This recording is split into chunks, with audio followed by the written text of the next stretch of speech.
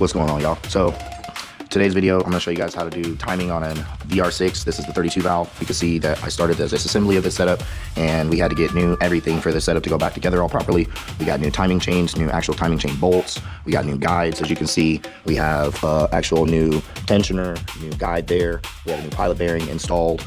And then now we're in the process of going down and retorquing all our fasteners with the new hardware, because you cannot reuse the camshaft bolts. When you take the camshafts off, you cannot reuse those bolts because they are torque to yield bolts, so you do need to replace them when you go to put your setup all back together.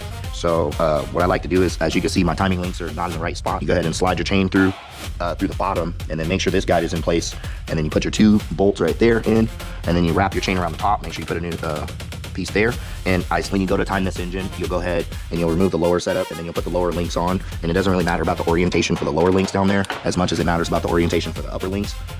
Once you put the lower links on, and then you go ahead and make sure that your balancer shaft is keyed properly. There's a keyway that it sits into, and it only goes in one way. Once you put that in, you go ahead and rotate it around to where the mark lines up to where it's proper. Then you'll have a notch right here. It'll be about the 630 position. As you can see, that little notch, that'll be about lined up right there on your balancer shaft, and then that way, that's all lined up in the bottom.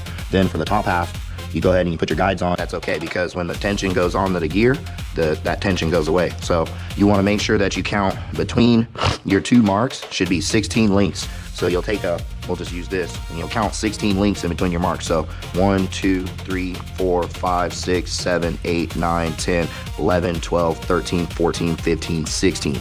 And right in there, as you can see, our other mark lines up. So our timing is correct. And yes, because when you push it on this, where that timing tensioner goes, that takes away all your slack. So it's all timed correctly.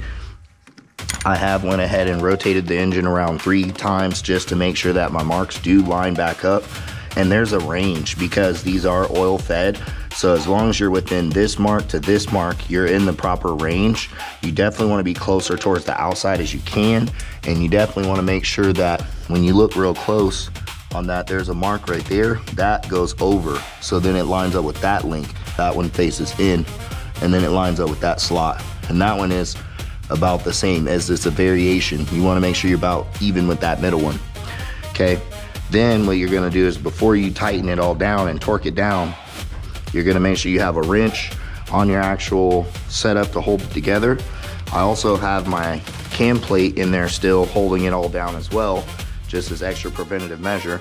But what I'm gonna do is hold it with this and then torque it, because you can actually bend the camshaft on the end by just torque. We're gonna go to 60 Newton meters, and then we're gonna go extra 90 degrees. These are stretch fit bolts, so you only get one time use, so do it right. So you hold your camshaft and you torque your bolt slowly but smooth. That's 60 Newton meters. And then we're gonna switch, go full 90. Because of how the engine is located, you can actually go back and redo it again on that same axis. And you definitely want to make sure your torque sequence is nice and smooth. Do not be yanking on it like that. Okay, so it comes out to 118 Newton meters. So then we'll do the exhaust camshaft next. So we'll switch back over 60. This is cool because it keeps all the data saved on there for the tech angle torque wrench.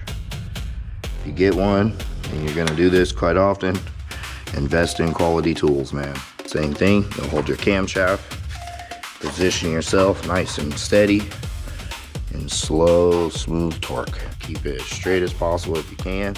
That's 60. Now we'll go switch over 90 degrees. Okay, and now we'll torque it.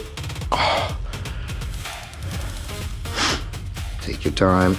It's not a rush. Slow and steady wins the race. There we go. 90, 110. All right. Camshaft bolts are torqued. What I like to do is take my paint pen, go ahead and make a mark from here to there. So that way I know if my fasteners ever move, I'll just put a little line right here. Just like that. Same thing on this one. Right there. Now, you know that those fasteners are torqued. You know that those are to the torque spec proper. So you know your camshaft bolts aren't gonna back out. Next, what I like to do is go ahead and make sure that I check all my bolts. I have paint pen marked these ones down here.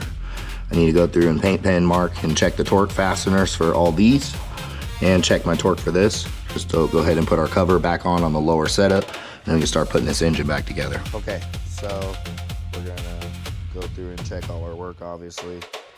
Then once you see that you got everything all blueprint marked, properly timed, put your tension, check your tension on the chain, everything else is done proper.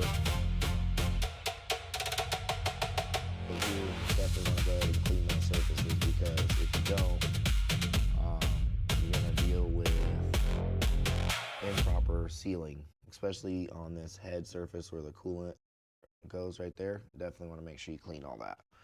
So get that all nice and clean, and then you can start to get your lower timing cover ready, and I'll show you that.